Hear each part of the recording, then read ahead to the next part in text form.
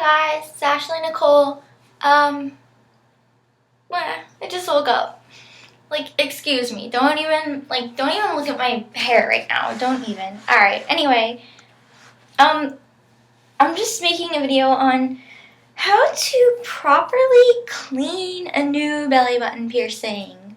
A few of my friends and some random asked me, how to, because we all only found one video on it, and it was completely wrong. So anyway, alright, I'm going to show you. Alright, first off, you're going to need an antibacterial soap. I got this one, as you can see. I got this one from the piercer, when I actually got my piercing done. It'll say hand wash because that's what it is. It's not anything made specifically for a piercing. They actually have these at the hospital because this is what they use when you go into surgery and they're going to cut you open. They use this. Anyway, that's weird. But you're just going to want to, oh, and I want to show you this too. You can buy these from piercers if you don't have one. They're not going to have this in a regular store, but you can get it from, I got my piercing done at Exotics, and I live in New Jersey, so if you live in New Jersey and you want to know, maybe it's near you, I don't know. But yeah, if a piercer, some of the better piercers sell this to you, and they gave me that along with my sea salt in a little cheetah printed goodie bag. It was so cute. Anyway, you can also use, you can go to a regular store and buy, not this in particular, I'm just going to show you though, you can use normal pumping soap, hand pump soap, but this one, as an example, does not say antibacterial on it anywhere. It kind of just is oh, hand soap, and it tells you the scent. You want to get one that's on the front, it's going to say, they had other ones that said it, antibacterial soap. So you could find them in Walgreens, CVS, whatever, probably a Walmart or Target.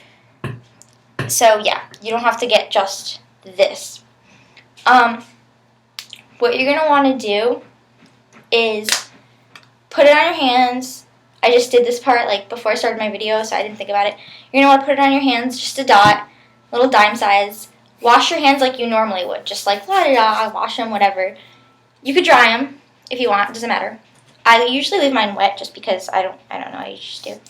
And it's funny because the soap is so much stronger than normal soap that every time I wash my hands with this soap, it's so gross. I actually see the dirt, the nastiness off my hands because the water turns a brown. It's really gross. But besides that, okay. That was weird. Someone just pulled up to the side of my window. I'm ignoring that. So what you're going to want to do is, I always use a Q-tip because it's easier to get in under there in that little spot.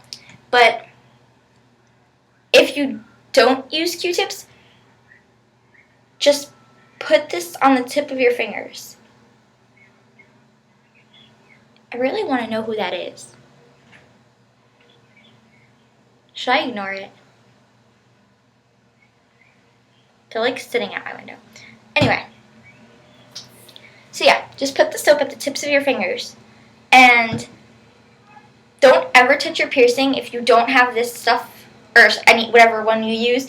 Don't ever play with it throughout the day, touching it and stuff, because it can get infected really easily. I'm literally, the only time I've ever touched the piercing itself is when I'm cleaning it. That should be the only time you should touch it.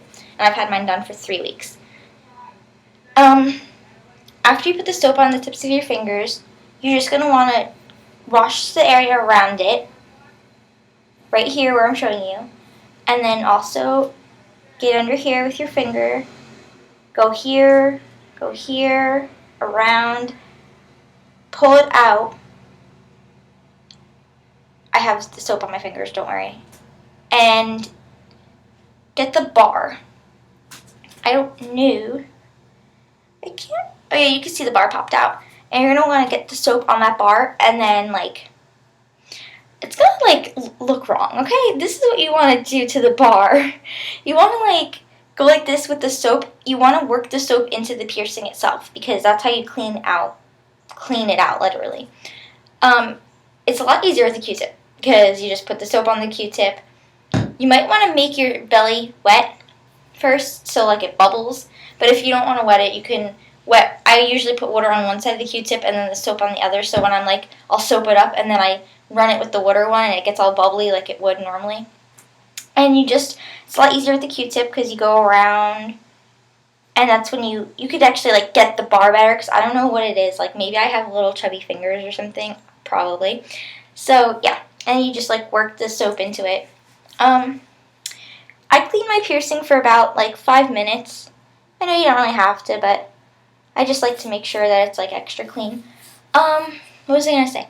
Oh, yeah, when you're in the shower, when you're taking a shower, bring this in there with you, your soap, and let the water, you want to make it, like, not too hot. You don't want, like, a freezing cold water, but you don't want to make it too hot either. Make it, like, a warm water, which you probably normally do anyway. Let the water, like, trickle down your stomach. You don't want to, like, have, like, a hard force of water, like, hitting your stomach. Just let it, like, flow down. With your soap, you want to wash everything else first. You want to, if you're going to shave, shampoo and conditioner all first. And if you wash your face, do that too. Don't let any other kind of soap, like say if you bring something like this in there, face wash, you kind of want to just, like, it's going to look weird, but you kind of want to, like, lean like this, like, because if it's on your face, it'll drip off. And when you do your hair, like, lately I've been, like, going like that, so, like, it doesn't, the soap and the conditioner don't get in here. And then at the very end, before you get out, do what you just did here, but in the shower, and it's a lot easier, because then you can, I'm not saying, like, don't towel yourself off. Kind of like, what I've been doing this is weird. If anyone walked in, they'd be like, what are you doing? Instead of, like, wrapping it right around me like I used to, I kind of get out and, like, do my legs and arms and my back.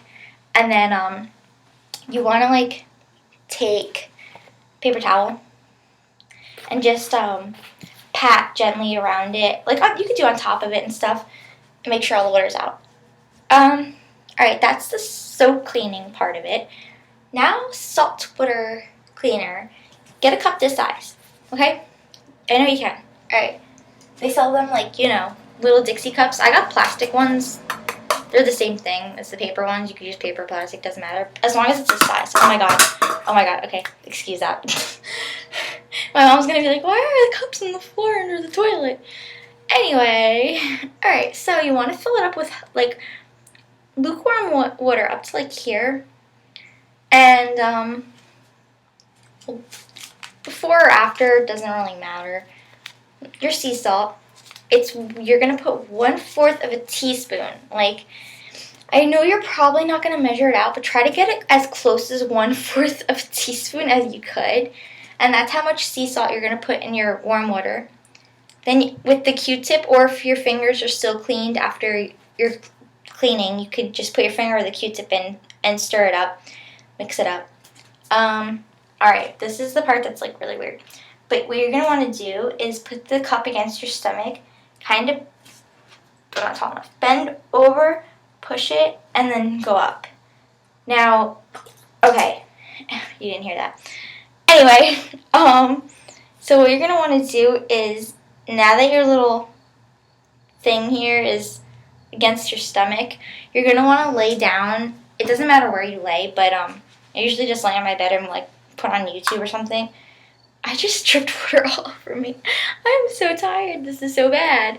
Without dripping water all over yourself, do this. You can. You're not retarded like me. Okay, so you're going to have the cup against you, and you're going to lay down. And when you're laying down, unlike when you're standing up, it'll create a suction as long as you don't have my stomach. But lay down for, if you're in a rush and you think you're not going to be moving around a lot, you can do it for 5 minutes. But if you know you're going to be, like, if I'm doing it before work, where I know I'm going to be, like, bending down a lot and running back and forth and, then you want to do it for, like, at least 10 to 15 minutes. Like, just let it sit. You're going to be laying down, so the water's going to be, like, sitting on top. soak, blah, blah, blah. After 10 to 15 minutes, take it off, dump the water, and that's where, again, you'll pack dry it off. Alright, so I actually really have to go do this right now, and oh, look at that. I just seriously soaked myself all over the place. Alright, so anyway, I'm gonna go let this sit, and yeah, so I'm sorry that I'm so tired, and that was just horrible, but anyway, yeah. Bye, guys. If you have any questions, just ask me, because, I'm tired right now, so ignore me. I'm sorry. But I hope I helped somehow. Alright, bye.